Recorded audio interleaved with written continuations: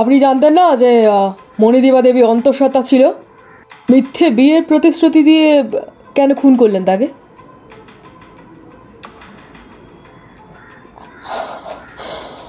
বিশ্বাস করুন, আমি মণিদীপাকে ভালোবাসতাম, মন থেকে ওকে বিয়ে করতে চেয়েছিলাম। এই সন্তানের সম্পূর্ণ দায়িত্ব আমার ছিল। আমি সমস্ত দায়িত্ব নিয়ে আমি ওকে বিয়ে করতে চেয়েছিলাম স্যার। আমি ওকে খুন করিনি। আজকে আমি যে গল্পটা পড়তে চলেছি তার নাম সত্য সন্ধানী সত্যবতী। গল্প শুরু করার আগে গল্পের পরিচয়গুলো দেওয়া দরকার ক্যারেক্টারে, না হলে গল্পটা বুঝতে অসুবিধা হবে। তাহলে চলুন শুরু করা যাক। গল্প শুরু করার আগে আমি গল্পের চরিত্রগুলোর একটু পরিচয় করিয়ে দিই।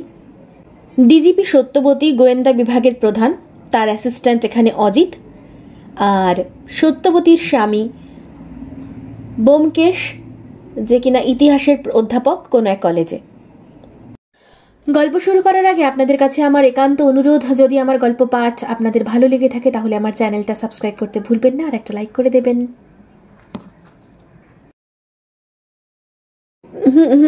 অজিত, হচ্ছে না। ঠিক আছে, এখন ছাড়ো, তুমি একটু আমার সাথে আমার কেবিনে এসো তো, একটু কথা আছে। হ্যাঁ চলো। দেখো, বর বলছে যে সে ভালোবাসতো মণিদীপাকে, তাহলে খুন করতে যাবে কেন? তাহলে খুনি কে? বিয়ের দিন সকালে খুন হলো কেন মণিদীপা, সেটাই তো বুঝতে পারছি না। মণিদীপা 29 বছর বয়সী সুন্দরী, সমন্বয় 25 বছরের একটি যুবক, আইটিতে কর্মরত। 6 মাস আগে তার অফিসের এক কর্মী, তার বন্ধু, একদিন মণিদীপাকে তার সাথে করে নিয়ে আসে।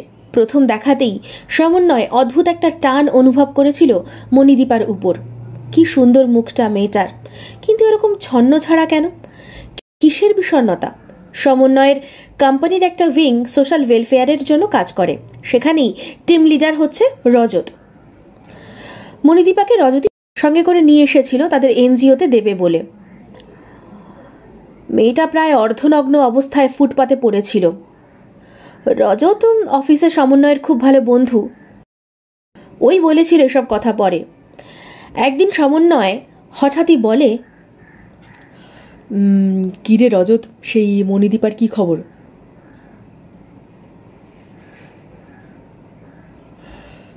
কি আর খবর ভাই, মেয়েটা শুনেছি একদম খাচ্ছে না, আর কিছু কথাই বলে না, কিছু বলতেই চায় না। তাহলে কি হবে এখন ওর? দেখা যাক, ট্রিটমেন্ট তো চলছে। তুই একবার কাকুর সাথে কথা বলিস না বাড়িতে গিয়ে, আমাদের একটা যদি মানে স্পন্সরশিপ জোগাড় করে দিতে পারে। আর রজত, তুই তো জানিস মানে লোকটাকে আমি দু চোখে দেখতে পারি না একদম। প্লিজ ভাই, আমাদের অনেক উপকার হয়, একটু চেষ্টা করিস। এই রজত, একটা কথা রাখবি ভাই, মণিদীপার সাথে একবার দেখা করিয়ে দিবি। কেন ভাই? প্রথম দর্শনে মন প্রদান হয়ে গেছে মনে হচ্ছে। আদানটার ব্যাপারে দেখা করবি তাহলে, তাই তো? আর ধুর, বাজে কথা ছাড়ত। সমন্বয়ের বাবা বড় পলিটিক্যাল পার্টির একজন বিশেষ নামকরা মন্ত্রী। 2 বছর আগে সমন্বয়ের মা মারা যান হঠাৎ করে ঘুমের মধ্যে। সকালে অনেক ডেকেও দরজা না খোলায় শেষমেশ দরজা ভেঙে বডি বের করা হয়। সমন্বয়ের বরাবর তার বাবাকে পছন্দ নয়। সে হঠাৎ বলে ওঠে, পুলিশকে ডাকো, বডি পিএম হবে। পিএম অর্থাৎ পোস্টমর্টেম। সেই থেকে বাবার সাথে প্রায় মুখ দেখাদেখি বন্ধ। বাবার বিশাল অফিস ঘর নিচে প্রচুর লোকের সমাগম চলে সারাদিন। সমন্বয় উপরের তলায় একাই থাকে, নিজের রান্না যতটুকু দরকার হয় সে নিজেই করে নেয়, পিছনের সিঁড়ি ব্যবহার করে। এক বাড়িতে 2 জন মানুষ আছে, এই যা। বীরেন্দ্র সেন অর্থাৎ সোমলতা দেবীর স্বামী তথা সমন্বয়ের বাবা পলিটিক্যাল মানুষ হলেও তার সাথে করাপশন কথাটা ঠিক যেন যায় না। একটা সাধারণ দোতলা বাড়ি কলকাতার এক বিশেষ এলাকায়। তিনি মানুষের জন্য যথাযথ করেন, কোনো আড়ম্বর তার ব্যক্তি জীবনে নেই। আগে তিনি ভীষণ ব্যস্ত থাকতেন বলে কথাই হতো না ছেলের সঙ্গে অথবা স্ত্রীর সাথেও। সমন্বয়ের দিদি বিদীপ্তা বিয়ের পর আমেরিকাতে সেটেলড। তার একটি মাত্র মেয়ে, মধ্যবিত্ত মানের জীবনযাত্রা। তবুও সমন্বয় তার মায়ের মৃত্যু কিছুতেই মেনে নিতে পারেনি। মনে মনে সে আজও তার বাবাকেই দোষী মনে করে। সমন্বয়ের জেদ ছিল। রজত তাকে চুপি চুপি একদিন নিয়ে গেছিল মণিদীপার কাছে। মণিদীপা এক দৃষ্টিতে ফ্যাল ফ্যাল করে তাকিয়েছিল সেই প্রথম দিনের মতো বোবা দৃষ্টি মেলে সমন্বয়ের দিকে তাকিয়েই রইল। তারপর থেকে সমন্বয় রোজ আসে একবার করে অফিস ফেরতা। যদিও অভিভাবকের ফর্ম ফিল আপ করতে হয়েছে তাকে, অভিভাবকের স্থানে সমন্বয়ের সেনকে স্বাক্ষর করতে হয়েছে। এই দায়িত্ব নতুন করে যেন সমন্বয়কে প্রাণ ফিরে পেতে সাহায্য করেছিল। যে দুঃখের শূন্যতা গ্রাস করে নিয়েছিল তাকে তার মা হারিয়ে যাওয়ার পর থেকে, কোথায় যেন সেই শূন্যতা পূর্ণতা প্রাপ্ত করে দিয়েছে মেয়েটা। মেয়েটার নাম মণিদীপা সোম। সেটুকুই সে বলতে পেরেছিল প্রথম দিন রজতকে, এর বেশি কিছুই সে জানে না। আজকাল সমন্বয় সন্ধেবেলাতে এলেই মণিদীপার চোখ খুশিতে একদম ভরে যায়। সে আগের থেকে এই 1 মাস অনেক সুস্থ, কিন্তু কোনো চিকিৎসা সেভাবে শুরুই হয়নি তার। সমন্বয় এলেও মণিদীপা কোনো কথা বিশেষ বলে না তার সাথে, কিন্তু কেমন আছো দীপা, এই কথার উত্তর যেন তার দৃষ্টি দিয়ে চলে। সমন্বয় গল্প করে একাই, মণিদীপা চুপ করে বসে শোনে শুধুই। কখনো হেসে ওঠে জোরে, আবার গম্ভীর হয়ে যায়। এভাবেই কেটে যায় মাসখানেক। সেদিন হসপিটালে ডাক্তার নন্দী জানান যে মণিদীপা 2 মাসের গর্ভবতী। সন্ধেবেলা সমন্বয় বসেছিল তার দীপার কাছে। হঠাৎ মণিদীপা উঠতে গিয়ে পড়ে যায় মেঝেতে। তখনই তাকে কোলে তুলে সমন্বয় ছোটে হসপিটালে। তারপরে আজকে এই খবর। আজ সন্ধেবেলাতে হঠাৎই সমন্বয়কে দেখে মণিদীপা প্রথম কথা বলে, বেরিয়ে যাও, বেরিয়ে যাও বলছি। সমন্বয় তো অবাক, সে আর একটি কথাও বলতে পারেনি। চলে এসেছিল বাড়িতে। সমস্ত রাত গুমড়ে গুমড়ে কেটেছে। চিন্তার পাহাড় জমেছে মাথায়। তাহলে কি দীপা তার এই অবস্থার জন্য মনে মনে সমন্বয়কে দায়ী করছে? মাথায় পাহাড় ভেঙে পড়ে সমন্বয়ের, কিন্তু সে আর কিছুই ভাবতে পারে না। তারপর দিন সন্ধেবেলা সমন্বয় আবার যখন আসে হাসপাতালে, তখন দীপা জালনার দিকে মুখ করে বসেছিল অসহায়ের মতো। পিছন থেকে ডাকে সমন্বয়, দীপা।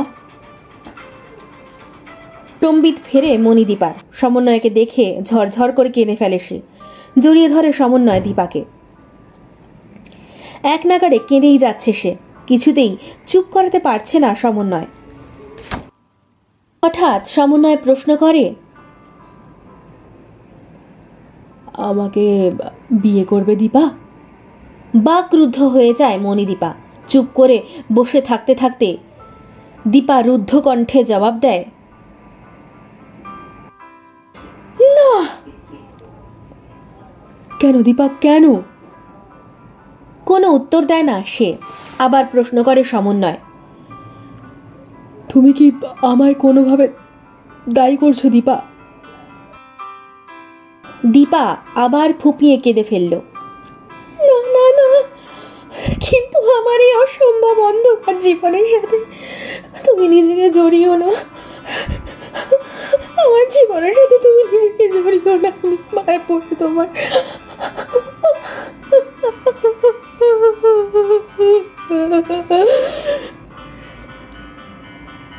কিন্তু দীপা, তুমি তো আমার জীবনের দীপ, মানে প্রদীপ, মানে আলোর উৎস। তুমি না থাকলে এমনিতেই আমার জীবন অন্ধকার হয়ে যাবে বলে সে দীপার কপালে একটি চুম্বন রাখে। শিউরে ওঠে দীপা। তারপর জড়িয়ে ধরে সমন্বয়কে আষ্টে পৃষ্ঠে। এরপর সমন্বয় তার বাবার সাথে সমস্ত সম্পর্ক ছিন্ন করে বাড়ি ছাড়ার কথা বললে বীরেন্দ্রবাবু এবার বাধা দেন। তুই চলে গেলে এই বাড়িতে আমি ভূতের মতন। তুমি তো এটাই ভালোবাসো বাবা। বাড়ি ছেড়ে বেরিয়ে যায় সমন্বয়। স্তম্ভিত হয়ে যায় বীরেন্দ্রবাবু।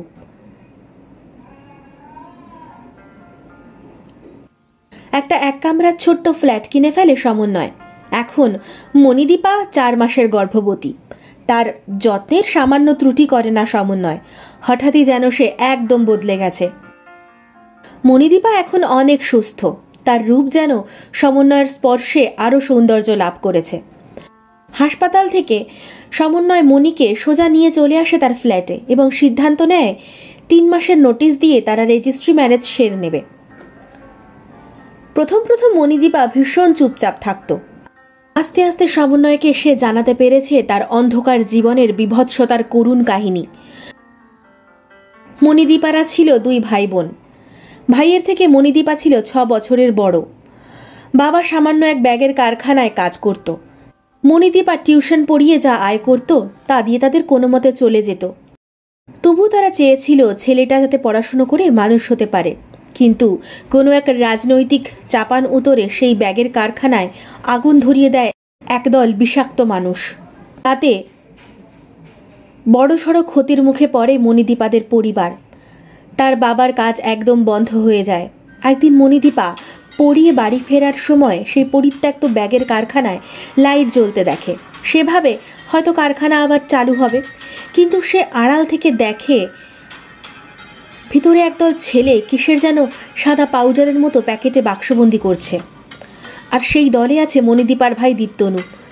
মণিদীপা গুটি গুটি পায়ে আরও এগিয়ে যায় পোড়া বাড়িটার কাছে এবং তার সাধারণ মানের ক্যামেরা মোবাইলে সে কিছু ভিডিও আর কটা ছবি তোলে। উদ্দেশ্য ছিল ভাইকে জিজ্ঞাসা করবে এসব কি। কিছুক্ষণ পরে মণিদীপা দেখতে পায় একজন বয়স্ক লোক ভিতরে এগিয়ে আসছে সেই ঘরের দিকে, কিন্তু লোকটার চেহারা অর্ধেকটা মাস্ক দিয়ে ঢাকা। আর পিছনে 2 13-14 বছরের মেয়ে সম্পূর্ণ নগ্ন, হাত পা দড়ি দিয়ে বাঁধা। তাদের টানতে টানতে নিয়ে যাচ্ছে একজন সন্ডামার্কা লোক। এই পর্যন্ত দেখে মণিদীপার ঘাম দিয়ে জ্বর ছেড়ে যাবার উপায়। সে তখনই দৌড় লাগায় বাড়ির দিকে আর সারা রাত জেগে থাকে প্রায় ভাইয়ের জন্য। আজকে তাকে জানতেই হবে। কলেজ কোনো রকমে 1 বছর আগে পাশ করেছে তার ভাই। এই কি অধঃপতন! ছিছি, এসব ভাবতে থাকে মণিদীপা। বাড়িতে দীপ্তনু জানিয়েছে সে বাইরে কাজ করতে যাচ্ছে, ভালো মাইনে, কিন্তু বেশিরভাগ কাজ রাতের বেলায়। এর জন্যই বলে যে অপরাধের গন্ধ লেগে থাকে রাতের গায়ে। খুট করে একটা শব্দে চমক ভাঙে মণিদীপার। দেখে ভাই ঘরে ঢুকছে, তার গায়ে বিশ্রী কটু গন্ধ। সে তক্ষুনি দীপকে জিজ্ঞাসা করে, ভাই এদিকে শোন, এগুলো কি? দীপের যেন এক ঝটকায় নেশা কেটে যায়। বলে, দিদি তুই কেন গেছিলি ওখানে? তুই জানিস দিদি এক বিশাল চক্র। তুই তুই তাহলে কি করছিস ওখানে? আস্তে দিদি আস্তে। দিদি বাড়িতে টাকার দরকার। তুই কত করবি? মার শরীর ভালো না, বাবা কিচ্ছু করতে পারবে না আর। তাই বলে দীপ তুই কি সব? তাহলে তুই বল দিদি, আমি কি করব? একটা সাধারণ পাশ গ্র্যাজুয়েট ছেলের এই মফস্বলের কি করার আছে? শোন দিদি, তুই আমায় তোর ফোনটা দে। কেন? এগুলি ডিলিট করতে হবে দিদি। কোনো মতেই না, আমি আমি পুলিশের কাছে যাব।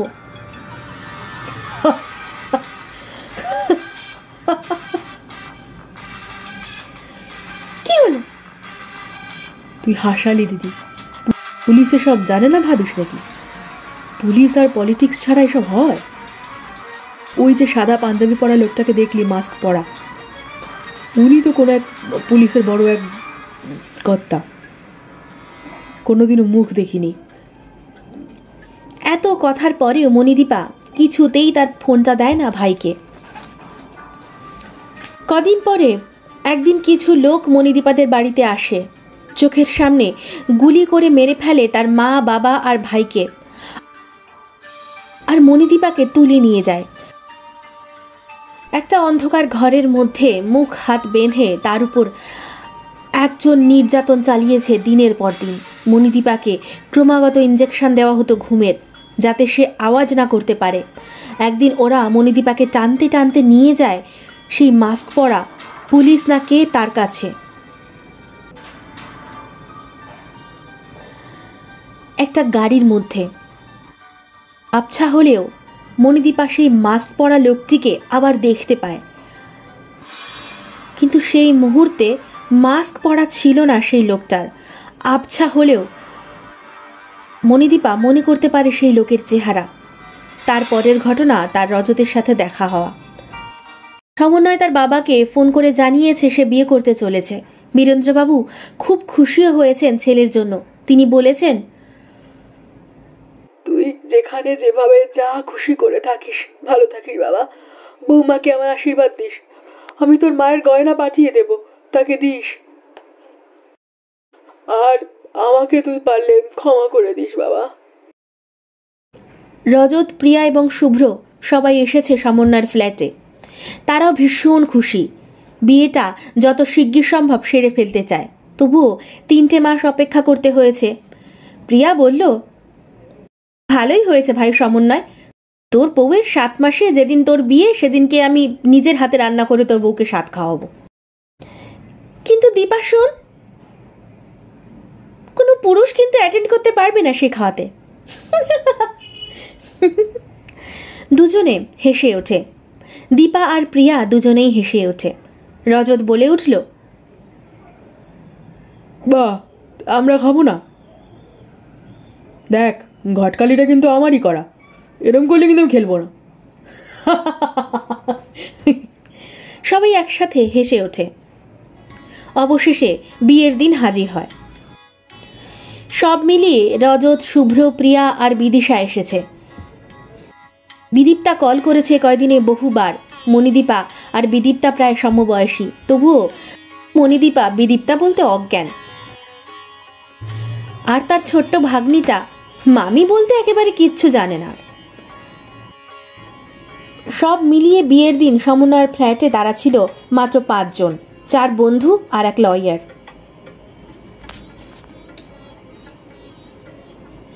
উইটনেস হবে বন্ধুরাই। সকাল থেকেই হই হই করে রান্না করে চলেছে বিদিশা আর প্রিয়া। বিয়ের ঠিক পরেই 7 খাওয়া হবে। মালা, সিঁদুর, শাখা, পলা, নোয়া, বেনারসি সবই আছে।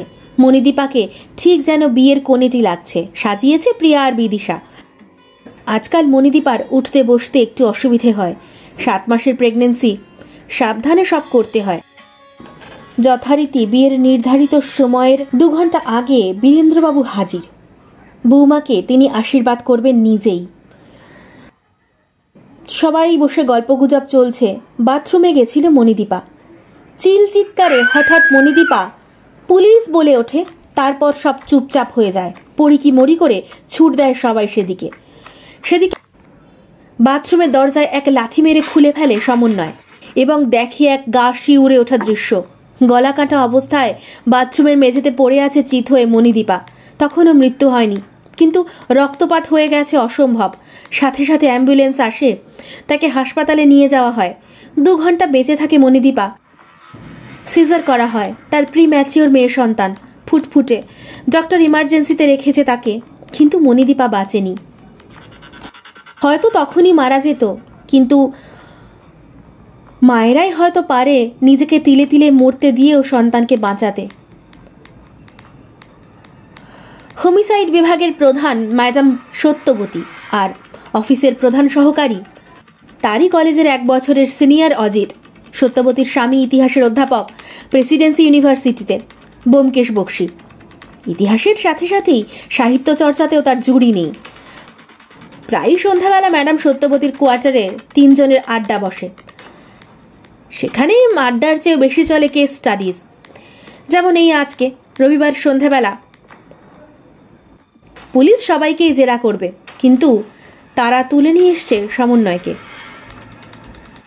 শনি রবিবার পড়াতে তার বেল করাতে পারেননি বীরেন্দ্রবাবু। অজিত বলে, সত্য, শোনো না, এই সমন্বয় মালটাই দোষী। ওরকম বাবার ছেলে যতই ভালো হোক না কেন, পলিটিশিয়ানই হয়।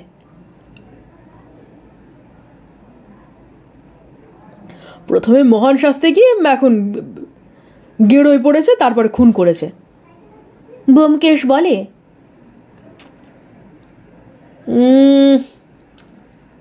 হচ্ছে না অজিত, হচ্ছে না ভাই, একদম হচ্ছে না। দেখো স্যার, এটা কোনো উপন্যাসের কেস নয়, হাড় হিম করা বাস্তব, বুঝলে? আরে তাতে কি, উপন্যাস তো আর আকাশ থেকে পড়ে না। A mind can never think without a picture. এতক্ষণ সত্যবতী সব শুনছিল, এবার বলে উঠল, অজিত, মোটিভ তো জোরালো নয়। ওই যদি মারতে চাইবে তাহলে অনেক সুযোগ ছিল ওর। সবার সামনে যাচ্ছে তাই ভাবে, ধুর ধুর ধুর, তোমার থিওরি একদম বাদ। তো মিস্টার বক্সি, আপনি কিছু বলবেন প্লিজ?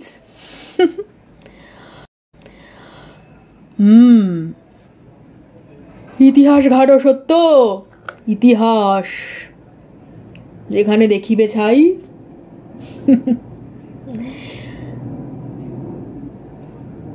ওই সারাক্ষণ শুরু হলো ইতিহাস আর ইতিহাস। অজিত বলে উঠল, রাইয়া দেখো তাই, পাইলেও পাইতে পারো সত্য।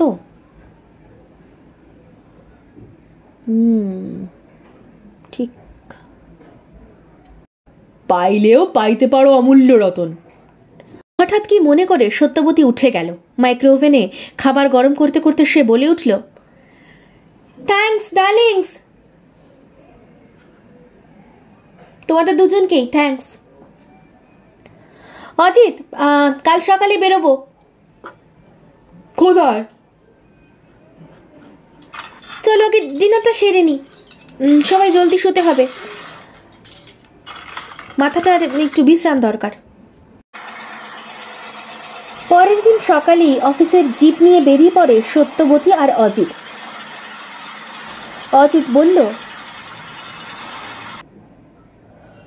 চললে তো এভাবেই, কোথায় যাচ্ছ কিছু কি জানো? সত্যবতী বলল, এখনো না, তবে গিয়ে তো দেখি, হয়তো সূত্রপাতের ধারাপাতটা এখানেই পাওয়া যাবে। অবশেষে 4 ঘন্টা এক নাগাড়ে জিপ চলে আড়াল দিঘিতে এলো। আড়াল দিঘিতে মণিদীপার বাড়ি। আশেপাশে জিজ্ঞাসাবাদ করে দেখা দরকার, বুঝলে? সত্যবতী জিজ্ঞাসা করতে লাগলো। তারা নর্মাল সিভিল পোশাকে আছে। আচ্ছা, এখানে একটা ব্যাগের কারখানা ছিল না, যেটাতে আগুন লেগে গেছিল? কিন্তু অদ্ভুতভাবে কারোর কাছে কোনো সদুত্তর পাওয়া গেল না। অজিত বলল, সত্যবতী, মনে হয় না যে এরা যেন কিছু না বলার প্রতিজ্ঞা করেছে? মাত্র তো কয়েক মাস আগের ঘটনা, এভাবে কি করে সবাই একসাথে ভুলে যায়? সত্যবতী বলল, তারপরে তারা হন্যে হয়ে শুধু গ্রামের পথে পথে ঘুরতে লাগলো কিছুক্ষণ। তারা যে পুলিশ সে পরিচয় তারা দেয়নি।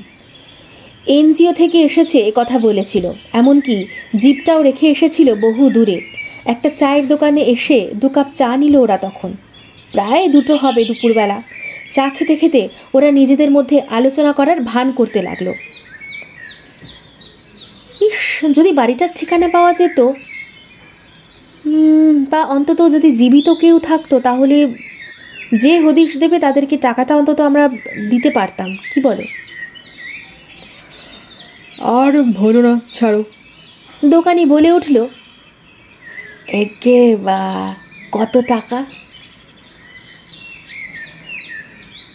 কত কি গো? 1,00,000 টাকা। আমরা ভেবেছিলাম যদি কেউ আমাদের সাহায্য করে তাহলে টাকাটার কিছুটা বখরা তাকে দেব। একে যদি আমি বলি, চমকে উঠল সত্যবতী। অজিত বলল, বলো। 30% তোমার। সত্যি? আরে হ্যাঁ। তারপরে লোকটা বলল, আসলে গ্রামের সবাই এ কথা জানে, কিন্তু কেউ বলবে না। জানের ভয় সকলেরই তো হয় কাত্তা।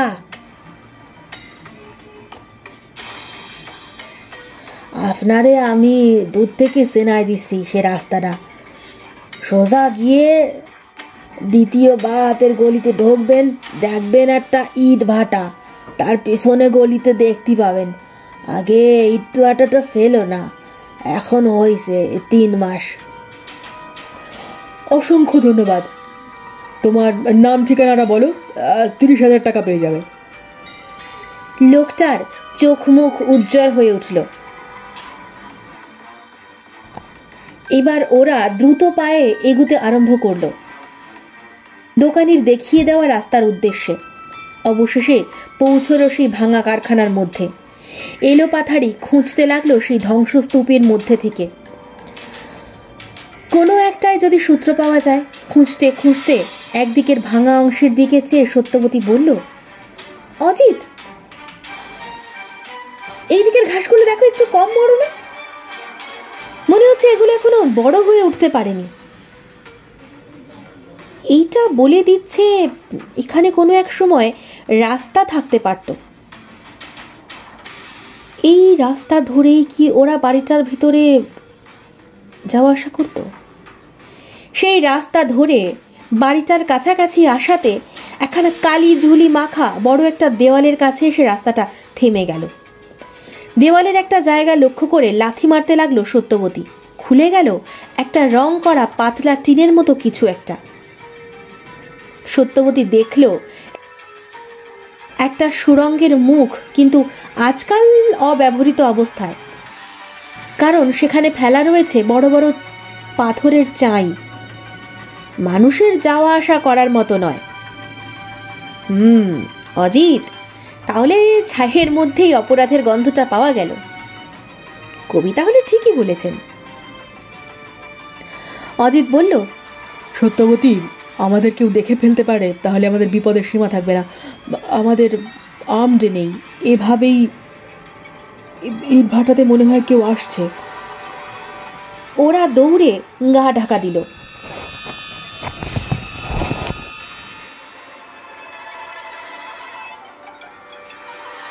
দোকানের বলে দেওয়া রাস্তায় একটু পরে ওরা ওই লোকটাকে চলে যেতে দেখলো। ওরাও বেরিয়ে পড়ল। দুপুর রোদ, গ্রামের রাস্তাঘাট ফাঁকা। সেই বড় বট গাছটার পাশে একটা পরিত্যক্ত বাড়ি পেল ওরা। এটাও সেই দোকানই বলে দিয়েছিল, মণিদীপাদের বাড়ি। দরজা খুলতেই ক্যাঁচ করে শব্দ হলো একটা। এই কমাসেই বাড়িটা যেন শ্মশানের মতো একলা দাঁড়িয়ে আছে। ভিতরটা স্যাঁতস্যাঁতে মতো। দিনের বেলা বলে অন্ধকার নেই। ওরা মেঝেতে দেখলো রক্তের শুকনো দাগ, দেওয়ালে গুলির চিহ্ন। বাড়িটা কাঁচা পাকা মেশানো। দেওয়াল মেঝে সিমেন্টের, দেওয়ালে পলেস্তারা নেই, উপরে টিনের ছাউনি। দুটো ঘর, একটা রোয়াক, কলপাড়, রান্নাঘর বাইরে, স্নানঘর। চারিদিকে সব লণ্ডভণ্ড একটা জায়গায় সব কিছু পাহাড়ের মতো স্তূপ করে রাখা হয়েছে। সেখানে গিয়ে অজিত আর সত্যবতী তন্ন তন্ন করে খুঁজতে লাগলো সবকিছু। সত্যবতী ছোট্ট একটা প্যাকেট পেল, গুলি পেল একটা, 3টে বুলেট। সেগুলো একটা প্যাকেটের মধ্যে তুলে ফেললো অজিত। সত্যবতী, এটা সেই ভাঙা মোবাইলটা, কিন্তু ওই তো 90% ভেঙে গেছে। ওয়েল ডান অজিত, মোবাইলটা নিয়ে নাও। মোবাইলটা নিয়ে ওরা সব কিছু নিয়ে সেখান থেকে বেরিয়ে পড়ল। এবার পালা কলকাতা অফিসে। সত্যবতী ইন্টারোগেশন করছে সমন্বয়ের 4 বন্ধু আর তার বাবাকে একে একে। কারো কাছ থেকেই আলাদা কিছু পাওয়া যাবে বলে মনে হচ্ছে না সত্য, অজিত বলল। তবুও বারবার ইন্টারোগেশন করতেই হবে, বুঝলে? হুট করে কেউ না কেউ কিছু না কিছু বেফাঁস বলে ফেলবে এই আশাতেই। এখনো পর্যন্ত তেমন কোনো লিড তো মেলেনি। ফিঙ্গারপ্রিন্টস যেগুলো কালেক্ট করা হয়েছে তেমন কিছু পাওয়া যাবে বলে মনে হচ্ছে না। ম্যাডাম, আসবো? আরে আসুন, বীরেন্দ্র সেন। আসুন আসুন স্যার, বসুন। কি আর বলবো বলুন, এমন একটা পরিস্থিতিতে মনে হচ্ছে জীবনে আমি কি করলাম, নিজের পরিবারটাকে আমি ঠিক রাখতে পারলাম না। একটা মাত্র ছেলে, কি করতে পারলাম বাবা হয়ে? একটা মাত্র ছেলে, কি করতে পারলাম বলুন বাবা হয়ে? ভেঙে পড়বেন না স্যার, কালপ্রিটকে আমরা ধরবই, ভরসা রাখুন। তো আপনি কি সেদিনই প্রথম দেখলেন মণিদীপাকে? হ্যাঁ, তাও এই অবস্থায়।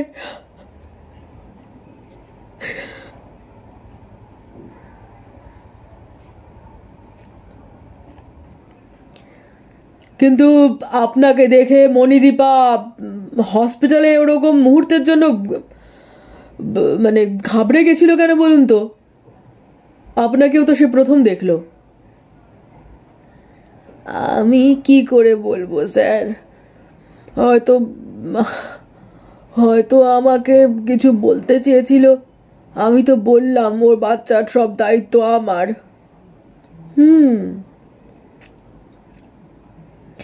খুনি এত সাবধানে কাজ করেছে, কিচ্ছু ফেলে যায়নি যা দিয়ে কোনো সূত্র পাওয়া যেতে পারে। হঠাৎ ফোনটা বেজে উঠল সত্যবতীর। সত্যবতী বলল, আচ্ছা স্যার, আপনি আসুন তাহলে। রজতবাবুকে একটু পাঠিয়ে দেবেন তো। ফোন ধরে সত্যবতী বলল, হ্যালো, ডিজিপি স্পিকিং।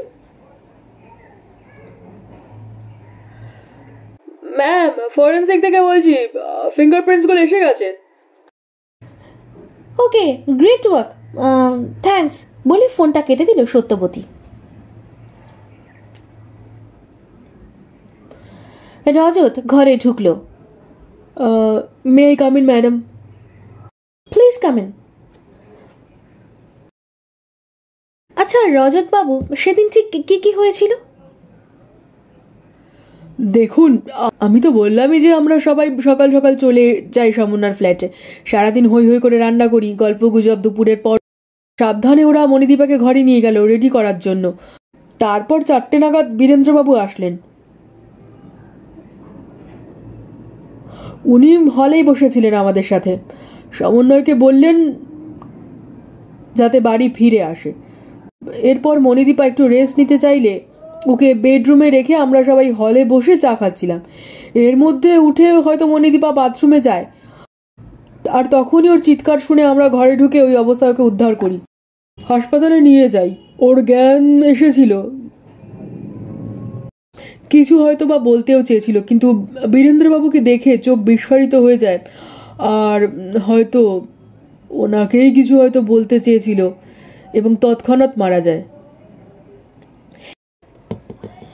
এতক্ষণে সত্যবতী আবার জিজ্ঞাসা করে, আপনার কি মনে হয় বলুন তো রজতবাবু, মণিদীপা কি বলতে চেয়েছিল? আপনি তো আপনাদের কোম্পানির সোশ্যাল উইংসটা দেখেন, একটু যদি আলো দেখাতে পারেন।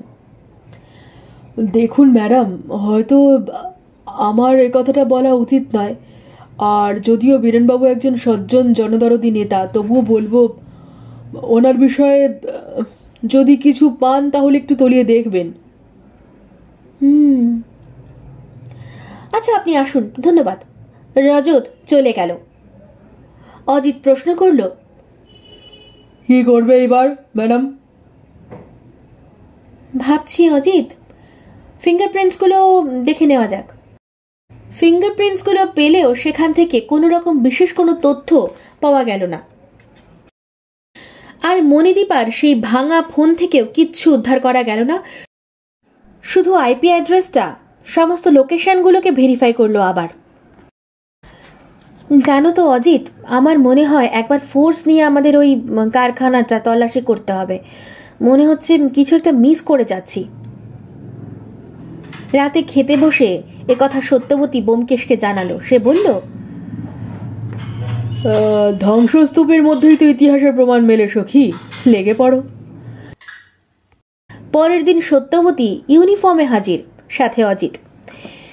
স্থান সেই জ্বলে যাওয়া কারখানা। গ্রেনেড ছুড়ে ফাটানো হলো সুড়ঙ্গের গুহার মুখ। সুড়ঙ্গ খোঁড়া শুরু হলো। ভিতরে নামতে শুরু করলো সত্যবতী আর টিম। দুটো ফায়ার করলো সত্যবতী।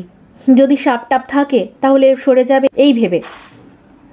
অনেকটা ভিতরে গিয়ে একটা বড় মাপের ঘর পাওয়া গেল। সার সার লোহার খুঁটি, দড়ি পড়ে আছে মোটা মোটা।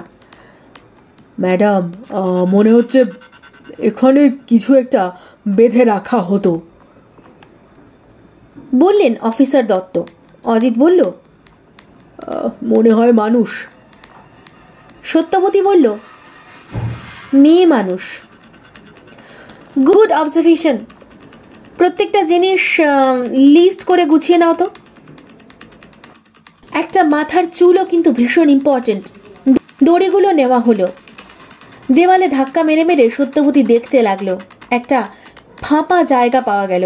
সেখানে ভাঙতে বলে ভিতরে ঢুকলো সত্যবতী। একটা খাটিয়া, চারদিকে দড়ি বাঁধা অবস্থায় পড়ে আছে, তার উপর রক্তের শুকনো দাগ।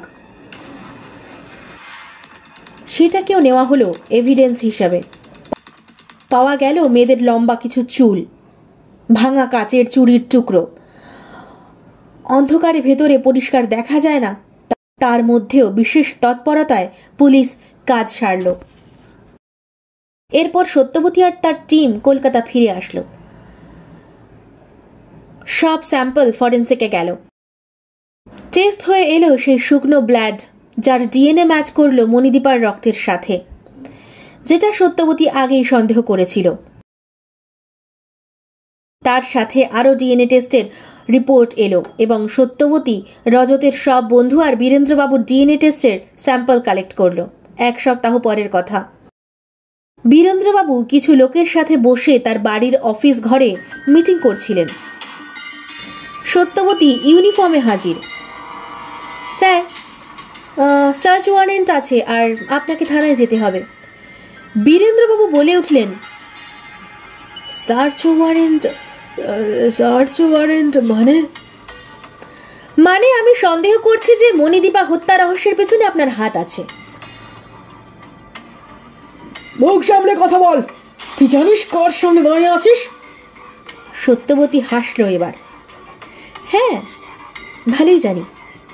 আপনি চলুন ভালো ভালো, না হলে আমাদের পদ্ধতি আপনার পছন্দ হবে না। দুজন পুলিশ জিপে তুলে নিয়ে গেল বীরেন্দ্রবাবুকে, আর তার বাড়ি সার্চ শুরু হলো।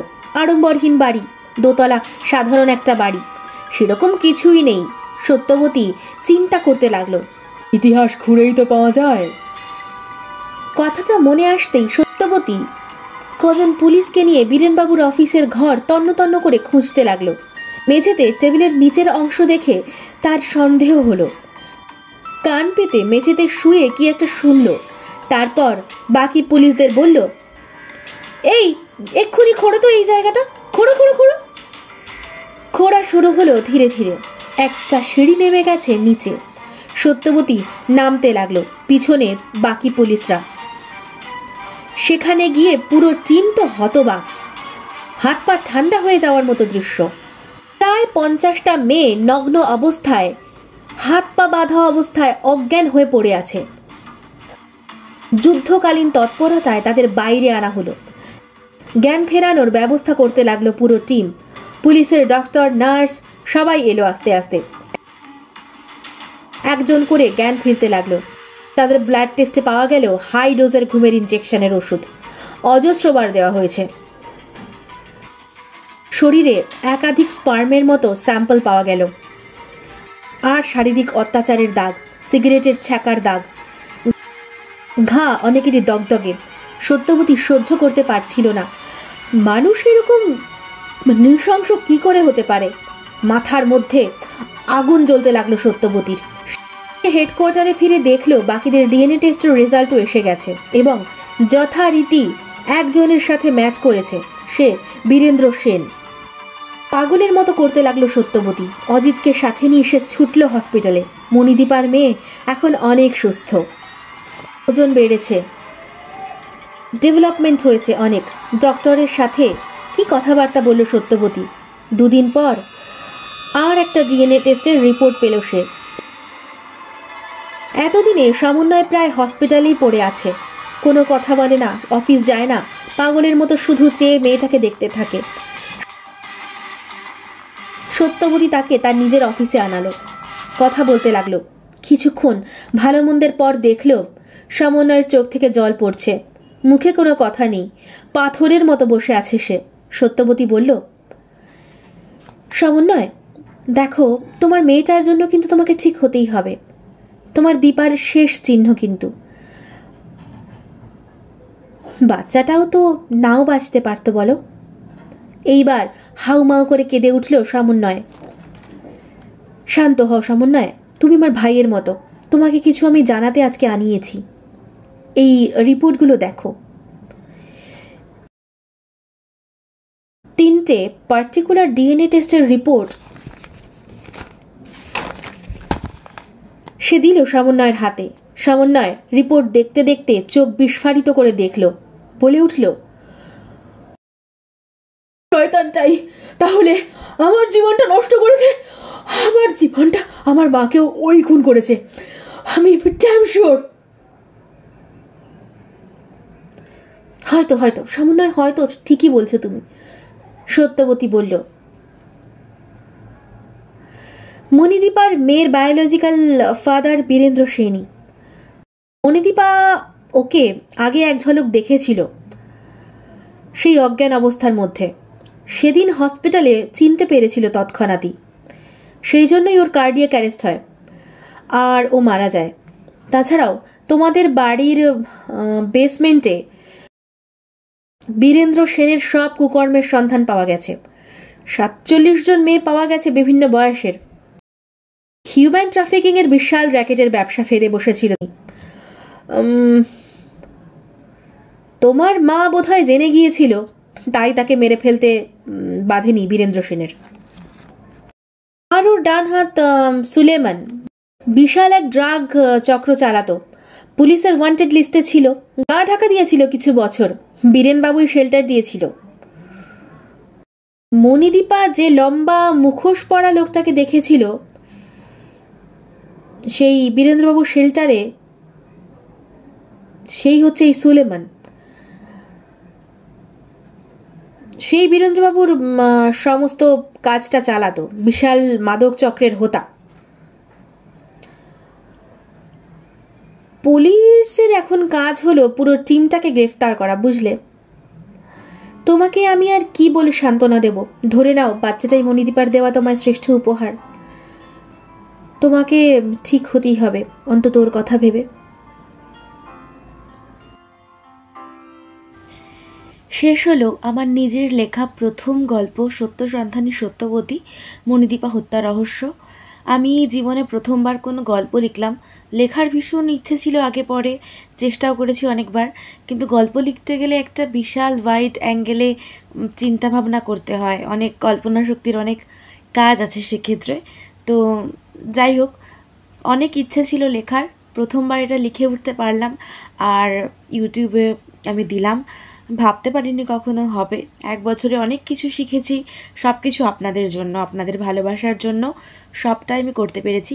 আরও সামনে আমার লেখা আসবে, প্রথমবার ভুল ত্রুটি হতে পারে, শুনে দেখবেন কেমন লাগলো আর জানাতে ভুলবেন না, আইডিয়া দিতে ভুলবেন না। তাহলে ভালো থাকবেন সবাই, ভালো রাখবেন সবাই সবাইকে। আজ তাহলে আসি, দেখা হবে নতুন একটা গল্প নিয়ে, নতুন একটা পর্বে। সবাই খুব ভালো থাকবেন।